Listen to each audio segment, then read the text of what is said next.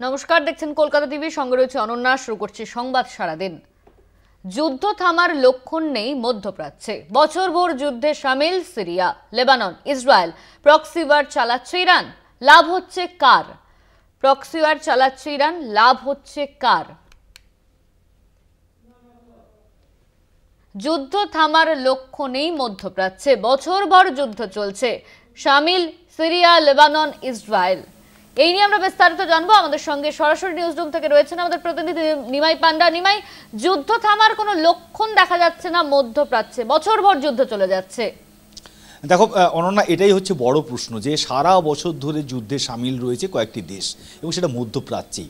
সেখানে দেখা যাচ্ছে যে সিরিয়ার সঙ্গে ইসরায়েলি যুদ্ধ চলছে, সেখানে দেখা যাচ্ছে যে লেবাননের সঙ্গে ইসরায়েলের যুদ্ধ চলছে, আবার কখনো সেটা ইরাকে গিয়ে হামলা হচ্ছে, কখনো ইরান এবং ইসরায়েলের মধ্যে যুদ্ধ শুরু হচ্ছে।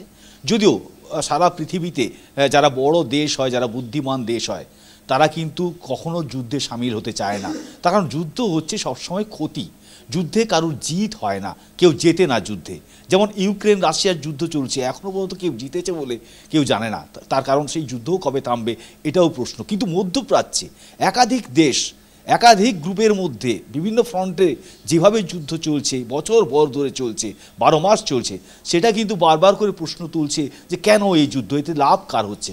কারণ যদি তুমি ঘটনা পরম্পরা দেখো তাহলে দেখবে যে ইসরায়েল ইরানকে আক্রমণ করলো কয়েকদিন আগে, এবং ইরান তার পাল্টা আক্রমণ করলো। কাতারের মতো দেশ, সেখানে মার্কিন যে এয়ারবেস রয়েছে সেখানে আক্রমণ হলো। কাতার হচ্ছে একটা দেশ যাদের নিজস্ব সেনাবাহিনী নেই। আবার সিরিয়াতে সেখানে বিভিন্ন সময় কোনো দ্রুত সম্প্রদায়কে বাঁচানো হচ্ছে বলে ইসরায়েল হামলা চালাচ্ছে, কখনো আবার হুতি বা হামাস যারা রয়েছে গাজাতে তাদের ওপর আক্রমণ চালাচ্ছে ইসরায়েল। এবং সব মিলিয়ে একটা এই মধ্যপ্রাচ্যের কয়েকটি দেশ, এবং যে দেশগুলি অত্যন্ত প্রাচুর্য লাভ করতে পারত, তাদের উন্নতি অন্য জায়গায় নিয়ে যেতে পারত যদি এই ধরনের পরস্পর যুদ্ধের মধ্য দিয়ে সারা বছর না কাটাতো। এবং এখানে মূলত যে সমস্ত বিপ্লবী গোষ্ঠী রয়েছে, হামাস, হুতি বা হিজবুল্লাহ, এদেরকে ব্যবহার করছে ইরান, এবং ইরান রীতিমতো প্রক্সি ওয়ার চালিয়ে যাচ্ছে, যে প্রক্সি ওয়ারে সরাসরি সামিল হচ্ছে ইসরায়েল, এবং সেখানে আমেরিকাও তাদের সাপোর্ট করছে। এবং সব মিলিয়ে প্রচুর ক্ষয়ক্ষতি হচ্ছে। শুধুমাত্র তৈল খনি এখানে যা রয়েছে সেগুলো ক্ষয়ক্ষতি শুধু নয়, সাধারণ মানুষ তারা প্রচণ্ডভাবে ক্ষতিগ্রস্ত হচ্ছেন। গাজার যে ছবি বারবার করে ছবি উঠে আসছে যে প্যালেস্টাইনের গাজায় কী হবে, সাধারণ মানুষ তারা খেতে পাচ্ছেন না, তারা চিকিৎসা পাচ্ছেন না, তাদের ঘর বাড়ি সব চুরমার হয়ে যাচ্ছে, তারা রীতিমতো রাস্তায় রয়েছেন। সাধারণভাবে যেটুকু জীবনযাপনের জন্য প্রয়োজন হয় তার কমপক্ষে যেগুলো দরকার হয় সেগুলোও তারা পাচ্ছেন না। এমনকি তারা যখন ত্রাণের জন্য ভিড় করছেন, ত্রাণের জন্য তারা হাত পাচ্ছেন, তখন সেই ভিড়ে গুলি চালানো হচ্ছে ইসরায়েলের বিরুদ্ধে, এমন অভিযোগ উঠছে।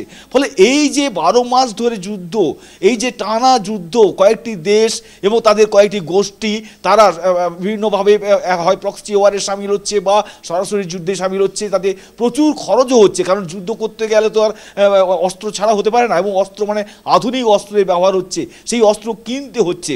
এই ব্যবসা যারা করে, অস্ত্র সরবরাহের ব্যবসা, তাদের হয়তো লাভ হচ্ছে, কিন্তু সাধারণ মানুষের সেই দেশগুলোর কোনো লাভ হচ্ছে না। এবং পৃথিবীতে সবসময় শান্তির বাণী জয়লাভ করে, এবং শান্তি জয়লাভ করে।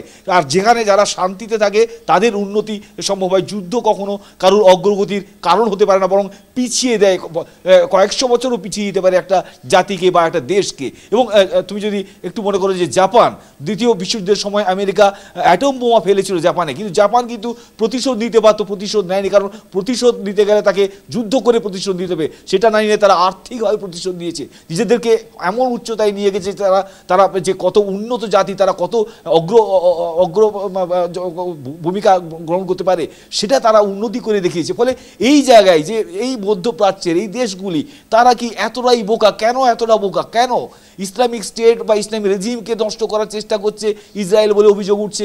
ইসরায়েল আবার বলছে যে রীতিমতো বিভিন্ন জঙ্গি গোষ্ঠী বলে, যারা বিপ্লবী গোষ্ঠী তাদেরকে জঙ্গি গোষ্ঠী হিসেবে দাবি করাচ্ছে। এবং মাঝে মাঝে ট্রাম্প ঘোষণা করছেন যে সিরিয়ার সঙ্গে যুদ্ধ, ইসরায়েলে তিনি সিজ ফায়ার করবেন, যুদ্ধবিরতিতে যাবেন, কিন্তু সেটা হচ্ছে না।